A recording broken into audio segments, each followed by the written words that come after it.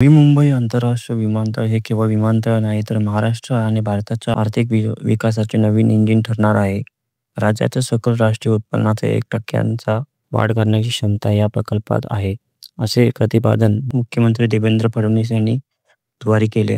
प्रधानमंत्री नरेंद्र मोदी यांच्या हस्ते बुधवारी नवी मुंबई आंतरराष्ट्रीय विमानतळाच्या पहिल्या टप्प्याचे उद्घाटन संपन्न झाले. या सोहळ्याला महाराष्ट्र राज्याचे राज्यपाल आचार्य देवव्रत, उपमुख्यमंत्री एकनाथ शिंदे, मुख्यमंत्री अजित पवार, केंद्रीय मंत्री किंजरापू राममोहन नायडू, वन मंत्री गणेश नाईक, माहिती तंत्रज्ञान व सांस्कृतिक कार्य मंत्री ॲडव्होकेट आशिष शेलार, कौशल्य रोजगार उद्योजकता व नाविन्यता मंगलप्रभात लोढा, परिवहन मंत्री प्रताप सरनाईक, केंद्रीय राज्यमंत्री रामदास आठवले, केंद्रीय राज्यमंत्री मुरलीधर मोहोळ, अदानी समूहाचे प्रमुख गौतम अदानी यांच्यासह खासदार, आमदार, लोकप्रतिनिधी यांच्यासह अनेक मान्यवर उपस्थित होते.